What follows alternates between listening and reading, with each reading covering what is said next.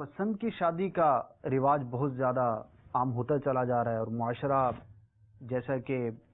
گناہوں کی طرف ویسے ہی بڑھتا چلا جا رہا ہے. پھر فلمیں، ڈرامے اور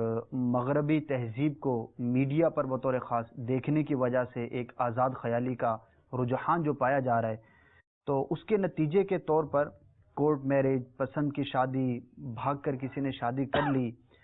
تو یہ ایک مسئلہ ہے. اب اس میں مختلف طرح سے کلام ہوتا رہتا ہے، معاشرے کے اندر رہتے ہیں لوگ، مطلب اپنے اعتبار سے ہر شخص اپنے ذہن کے حساب سے گفتگو کرتا ہے. اسلام میں کورٹ میرج کے بارے میں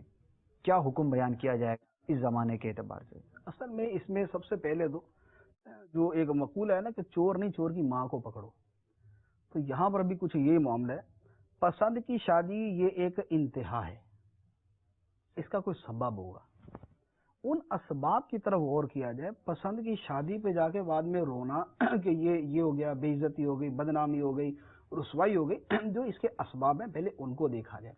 ایک باپ جو ہے وہ اپنے گھر کے اندر ٹی وی فراہم کرتا ہے، ڈش فراہم کرتا ہے، انٹرنیٹ فراہم کرتا ہے، آزاد ماحول دیتا ہے، تو ان کی دینی تربیت نہیں کر رہا، ان کو دینی اعتبار سے سمجھا نہیں رہا، ان کو حیا نہیں بتاتا، ان کو پردے کے حکم نہیں بتاتا، ان کو اسلام نہیں سکھا رہا، ان کو قرآن اور حدیث اور دین نہیں سکھا رہا. جب اس نے نیکی کے اسباب پہنچائے نہیں اور بدی کے پورے اسباب پہنچا دیے، لڑکی جو ہے وہ باہر جاتی ہے، مخلوط تعلیم پڑھتی ہے، وہ کزن سے ملتی ہے، وہ دیگر نامحرم رشتہ داروں سے ملتی ہے اور باپ ان کو منع نہیں کر رہا. جب سارا کچھ کر لیا، اب اس کے بعد نتیجے کے طور پہ جب لڑکی نے ایسی حرکت کی ہے کہ اپنی پسند کی شادی اس نے ماں باپ کی مرضی کے بغیر کر لی، تو اب اصل رونے کا مقام جو ہے وہ خود ان والدین کے لیے ہے کہ ان کا قصور ہے. انہوں نے اگر صحیح تربیت کی ہوتی تو یہ معاملہ نہ ہوتا. اب غور کریں کہ اگر آپ ایک سروے کریں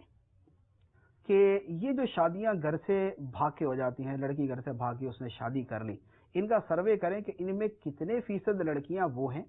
جن کا گھر بھرپور طریقے سے مذہبی تھا،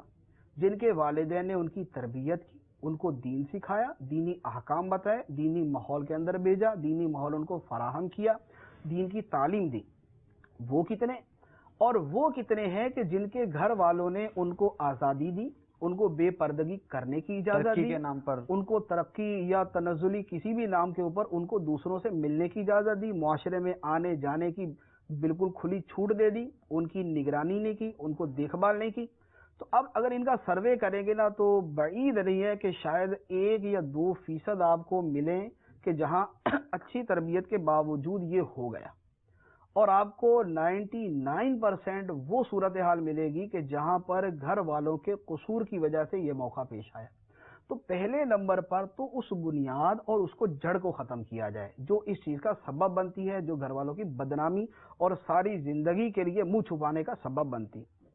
اس کے بعد جہاں تک اس معاملے کا تعلق ہے، بالفرض والدین نے تربیت نہیں کی، ان کا قصور،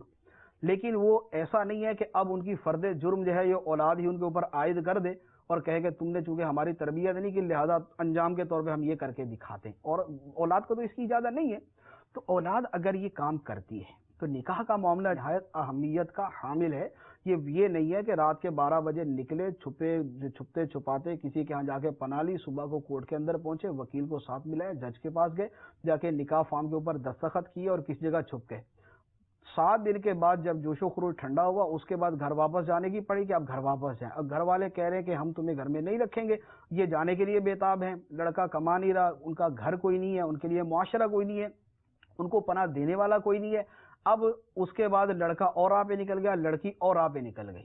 تو یہ جو اس طرح کی پسند کی شادیاں ہوتی ہیں اس کا انجام یہ ہوتا ہے. پھر اس کے ساتھ جو ہے ایک اور چیز ہے کہ پسند کی شادی کے اندر ایک تو جو میں نے عرض کیا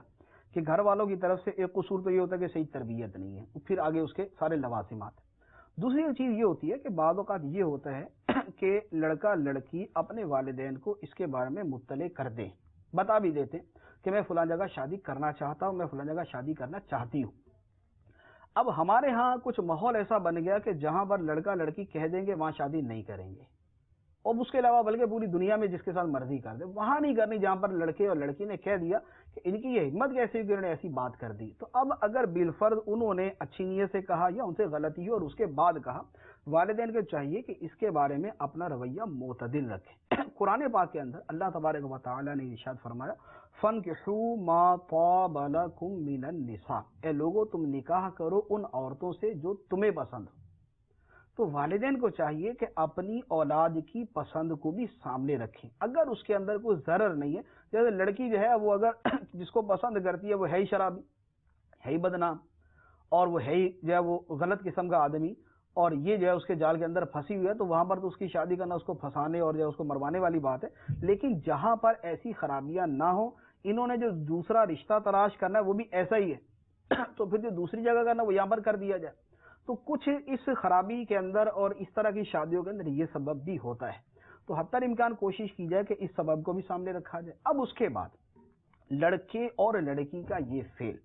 کہ وہ کورٹ میں جا کے شادی کر لیں، وہ اپنی پسند سے شادی کر لیں، اپنی والدین کی رضامندی کے بغیر شادی کر لیں، اس کے بارے میں حکم یہ ہے کہ لڑکے اور لڑکی کا یوں شادی کرنا یقینی طور پر والدین کے لیے تکلیف کا باعث، والدین کے لیے بدنامی کا ذریعہ، والدین کی رسوائی ہے، اور والدین اتنا شرمندہ ہوتے ہیں کہ نہ وہ رشتہ داروں میں منہ دکھا سکتے،